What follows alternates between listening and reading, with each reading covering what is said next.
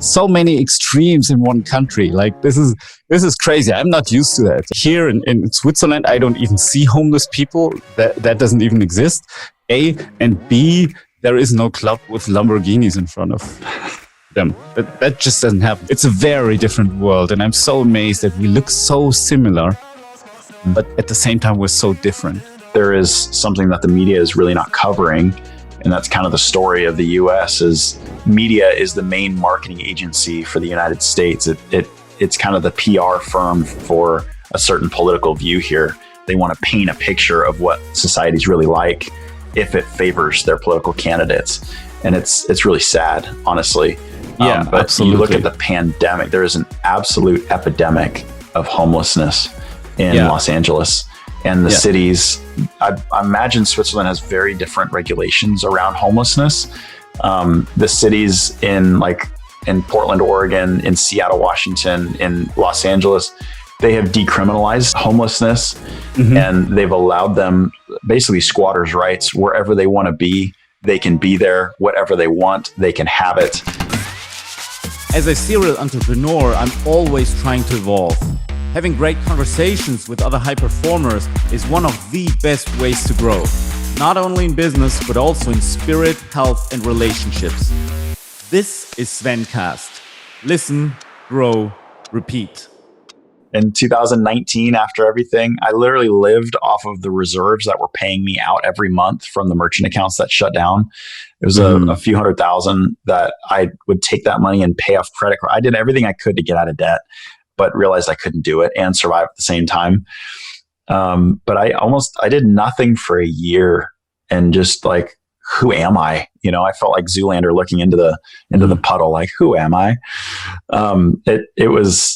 It was hard. I started Dad Strong in that time. You mentioned that earlier. It was a way like to ease my conscience. Like, this is what matters to me, is being a good dad, being present mentally, emotionally, and physically, being around for my kids when it matters. That's what's important. So I started Dad Strong, which is really just, in essence, it's a clothing brand. It's a symbol. I do have a site that I need to finish, where it's a challenge site. It's a weight loss challenge for guys. Like, hey, put money down on your own weight loss goal and have others do the same, kind of like a diet bet type thing. And it's fully functional and operational. I just never pushed it with marketing. I never got to that point because I ran out of money and had to get a job. So it's one of those, we all have these dormant hobbies that there'll be a time and a season for it, but it's not right now. And, started over in 2019. I had to get a job with actually our competitor. I got a job with them at a very low level, working in marketing and having to submit under the authority of people who have never done anything in this industry before. They've just had jobs servicing it. And that was a big slice of humble pie. It was really hard. So they told you what you did wrong or right? Was it like that? They just questioned everything that I did. Well, why would you do that? And what makes you qualified to do this and that? And I'm like, the person who hired me, she was in corporate marketing for T-Mobile for 10 years, had never written direct response copy, had no idea what a funnel was. So if I wrote a sales letter, it was like, why would you write that? That's not very corporate. I'm like, it's direct response, lady. So it was humbling. Yeah, I'm kind of afraid of let's say corporate marketing people, because they're bragging about, every time, we're hiring marketing people, if someone comes from a corporate background and they say, usually they say, you know what, I spend such and such tens of millions of marketing dollars, and this is that they pride themselves with that. Yeah. And I'm always like, I guess me afraid actually. That is a red flag. Are you expecting to do the same here? That corporate lady who I worked under, I remember the last TNC, it was like in 2019, we were doing a TNC event for that company. And she wanted us to go down to the harbor in San Diego and find yacht owners and ask if we could wrap their yacht with our logo for the event. Like, what? Are you crazy? And we need a helicopter to come in and get everybody to the rooftop to watch the helicopter come in with our CEO coming out. It was like these corporate tactic things that are like, it's fine. It's just a couple $100,000. Like it's a few $100,000 here and a few $100,000. No big deal. Like, oh man, you mental? Like, that you can't measure the success of that. Well, it doesn't matter. We have the money. I think I understand the thinking, it's like they want those kind of marketing people. They want to present the brand as being super successful, super big. But one part that's missing there for me, also coming from a direct response background, just like you do, would be for me, you have to make your customer the hero and not yourself. So we also did crazy things, we also did things like, I wanted to do something really special. So I went to interview big vendors and let's say celebrity vendors. And the way I did it, like in the German market, I came up with the idea, let's rent a Rolls Royce. Let's put Digistore logos on the Rolls Royce and, pick our vendors up and have interviews with them inside the Rolls Royce. And we did that and it actually was good. But the positioning was, and I said that very clearly in the videos, the vendor told me, "Oh, you got a nice car. They're yours." I'm like, "Oh, this is for you. This is because we want to honor you. This is not about me. I'm okay with my cars. This is for you. This is like for us, this is like we want to express, our thankfulness, our gratitude for you working with us." So I made it a point that it wasn't about me, but of course at the same time made us look cool. But like it cost about $800 or $1,000 instead of like a few $100,000. Yeah. That was the wise approach, Sven. Very wise. Yeah. It was the direct response approach. Yes. Make them think you spent $1 million, but you really spent $100. Yeah. Yeah. And Rolls Royce, I mean, let's say for the German market, it was still something cool. And now that we did it, like, it's kind of unique and it's still really, really cool. And it totally makes sense to rent those cars because you can, if you're doing an interview inside a car, the car has so much space inside. It's like a truck. You can place cameras from certain angles. So it like from a production standpoint, film production standpoint, really makes sense to do that. Yeah. And I never would have known. Like, I never would have known that you didn't own that Rolls Royce. So, like, seeing the promo videos and just seeing the stuff out there, it's like, wow. Digistore has a Rolls Royce. Svencast has a Rolls Royce with their name on it. That's awesome. Wow. Yeah. And so the video lives on forever. Even though you rented the car for a day, you created assets that live on forever. I think that's direct response genius right there, Sven. Oh, thank you. Yeah. The thing is, we are also in the music production business, and like the spirit of our company of Digistore is quite American because this whole direct response thing where I'm coming from as well. Before I had been a dentist before, but then my direct response story began in 2008. Mm-hmm. So also a few years from now.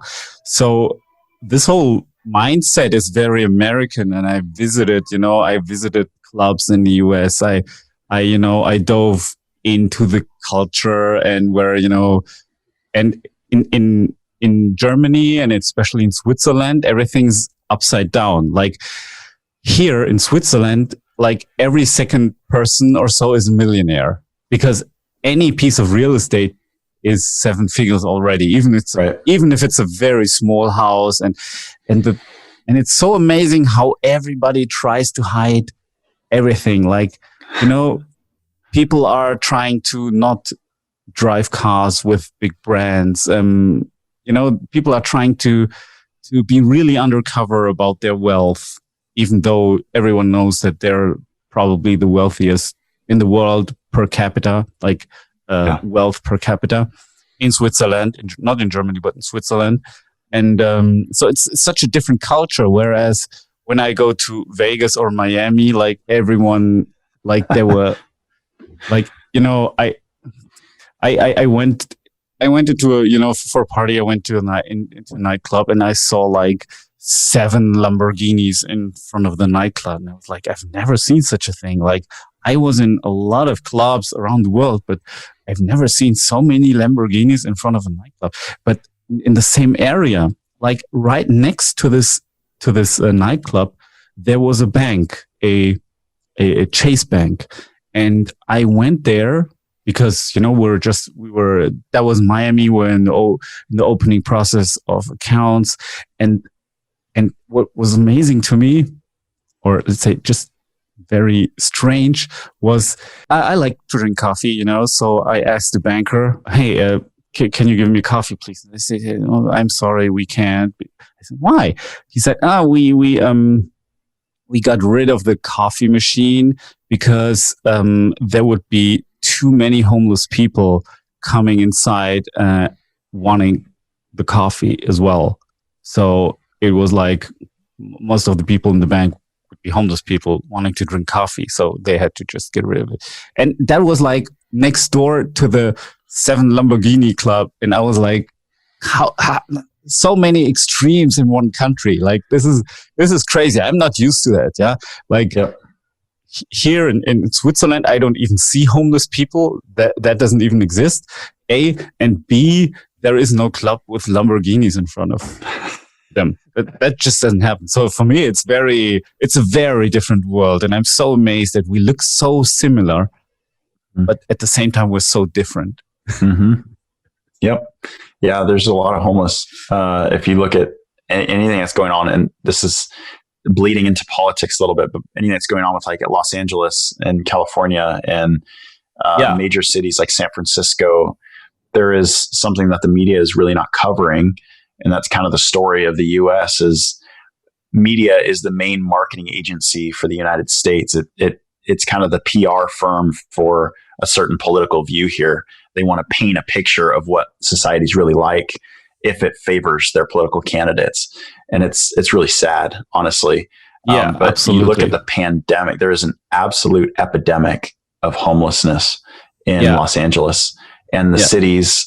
I imagine Switzerland has very different regulations around homelessness. The cities in Portland, Oregon, in Seattle, Washington, in Los Angeles, they have decriminalized homelessness, and they've allowed them basically squatters' rights wherever they want to be. They can be there, whatever they want, they can have it. It's basically saying we don't want to deal with the problem. So we're just going to let it be. And I have my relatives, my cousin lives in LA, and he's moving to Boise next year because he's like, there are homeless camps now in our neighborhood in suburbia. And there are constant package thieves and people just stealing everywhere. Lawlessness is rampant. He's like, every single day on my alert, I have alerts on my phone of what crimes are happening in the neighborhood. And you can see on my doorbell cam, people coming up and trying the door every day. They're trying to get into our house and all the houses in our neighborhood. Like, it's your scary safety. Yeah. It's just, that stuff isn't being talked about, but it's real. It's happening right now. It's just crazy. The decisions, like what comes from decisions like that and the implications, afterwards, there's big consequences. Just like violating your conscience in business for a long time. There's consequences. You will have to pay the piper. Eventually, you will pay for it. Whether you drive a Lamborghini and you can't afford it just to get girls to sleep with you, you will pay for that eventually. Somehow, some way, you pay for it. Like that's I don't know. It's funny how the world works. It's that justice thing that we were talking about. Yeah, totally. I heard about it and I saw it in, for example, Joe Rogan podcast. He's talking about it a lot. He himself moved from LA to I think it was Austin, Texas. A lot of people are moving to Texas. Yes. A lot of people with wealth. Tesla. Tesla, Elon Musk, same thing with New York City. There's also a lot of people moving from there. Like they're losing a lot of rich people. I think they lost at least 200 billion. New York City alone, 200 billion of wealth. Let's say if you're regarding the net worth of people fleeing those places, and those places are very highly taxed as well. So I'm wondering, and this was also Joe Rogan's criticism, which is right in my opinion. Like these very highly taxed states, they still produce so many like homelessness, so much homelessness, which is very weird to me. Yeah, the hard thing is those highly taxed areas, they justify the tax for social services, and we will provide all these social services, but really that tax money is being given out to other corporations, and it's just gross. It's total greed, and I don't know, it's a deception, and that's why there's so much homelessness too. Like there's in San Francisco, where I came from, there's teachers who are professors who cannot afford homes because all the real estate's 7 figures. Yeah. And they are, dual income professors making probably over $100,000 a year combined, living out of their cars just because they cannot afford real estate. Fuck. That's homelessness. They're homeless. And it's this new thing where it's like, there are the working homeless. Yeah. So they live in camper vans, they live wherever they can, and they squat. And that's the new life there. It's like, how is that life? I'd rather go move to the middle of the United States, move to Kansas and get a job for, $18,000 a year, but be free, and actually have a roof over my head. I know it's not that simple, but anyways, in terms of like our previous part of the discussion about freedom, there's a lot to be said about it. How are those places still be so attractive? Like LA, where we have situations like that. I don't know. Are they still attractive? It's that lust of like, maybe I'll get discovered. A lot of I'll make it big somehow in the music industry or whatever. There's money here. Maybe it's more simple than that. Maybe it's like, well, this is where my family is. This is where my relatives are. So I'm going to stay. See.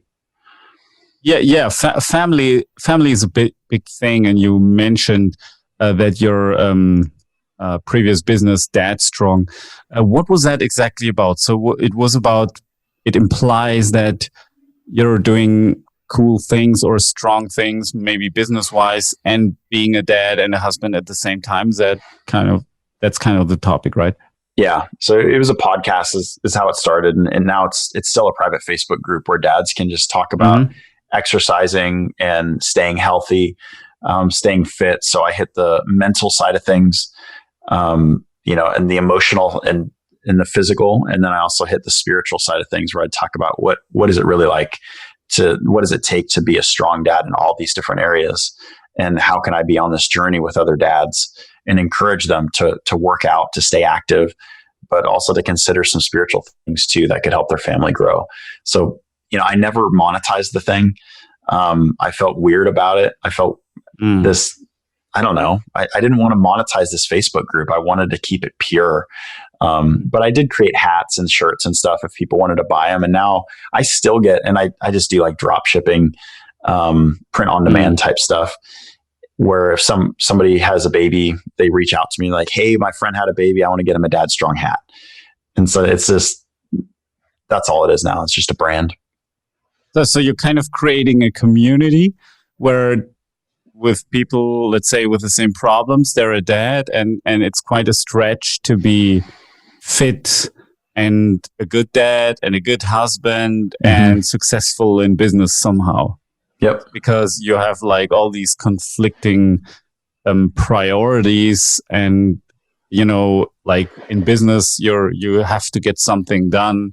But then if your kids are disappointed or your wife is disappointed, then there is this constant conflict. And what would be your advice for resolving that?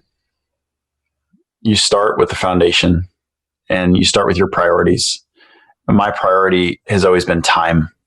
I highly prioritize my time. It's very, very important to me.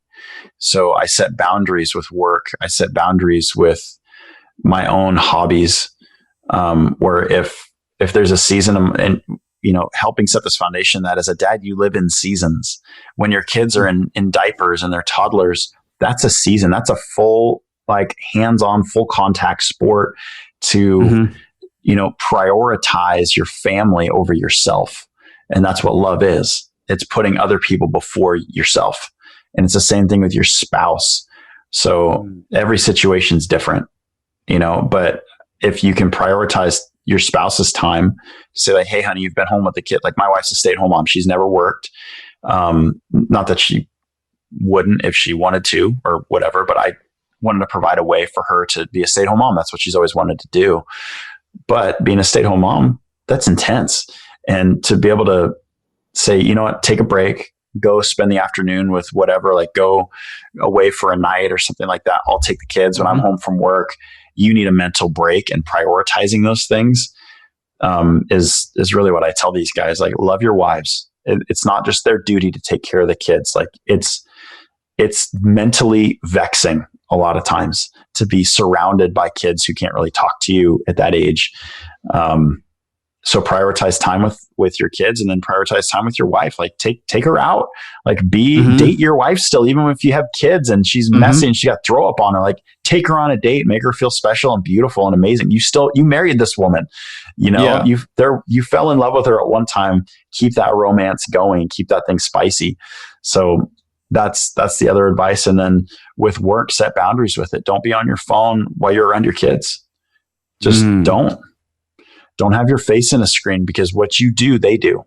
They will want to do someday. You will train them to do that. Do you want them to be on the phone while you're at dinner? No, it's disrespectful, right? You want them to be present with you. So why are you on your phone while you're playing with them?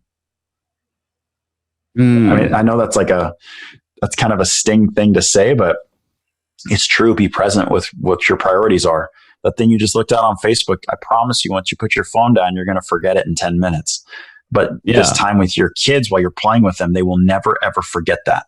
That is a foundation that you're instilling in them, that they're a priority, they're important, and that their time with you, you're investing in every area. If we're talking about wealth mindset, we both think in terms of wealth. I invest in myself and my skill set. I invest in my marriage. I invest in my kids, because I know those things will reap a harvest in my life. So investing in your phone, investing in social media, what is that going to pay out? It doesn't pay out good things. I promise you that. So that's kind of the foundation that I lay for Dad Strong and on the podcast and stuff like that. Yeah, I think it's tricky when you're a businessman. Then you actually do business with your phone a lot. Like I communicate decisions. Most of my communication with the team goes through the phone. So I always seem to have this excuse. I don't do the stuff normal people do most of the time, but I'm inclined to answer like messages that are about business. And of course, clients of ours are messaging me all the time, and they expect a quick answer, et cetera, et cetera. So that's really a challenge, being an entrepreneur and doing that. And so did you find a solution there about that? Saying no. I've learned to say no a lot. I'm the same way though. If somebody's messaging me, like removing it and putting it on airplane mode is not really an option for people like us. Like, there are things that if we don't keep the ball rolling, it's not going to happen. And I think we both like to keep things in motion. So just letting people know, and in the business world, that, clients and stuff, I'm not available during these certain times. And starting to set those boundaries with relationships. I think people actually respect you more for it than, if you text them and you expect an answer within 10 seconds. But you train people in how to talk to you, I think. And we have trained people in our culture to be microwave mentality. Like, I want it now. It's all instant gratification. But in business, with like my best relationships that I have in business, I know I have a relationship with them. So if they don't get back to me right away, it's probably a reason for it. They're probably doing something. It's not neglect. I'm not insecure about that. So I guess the solution is train people that you're not always available at their beck and call. David, thank you. That was a very good conversation. I learned a lot, and I think our listeners as well. And I'm looking forward to the next. Thank you. Thanks. If you enjoyed this episode, hit the subscribe button and never miss an episode of Svencast again.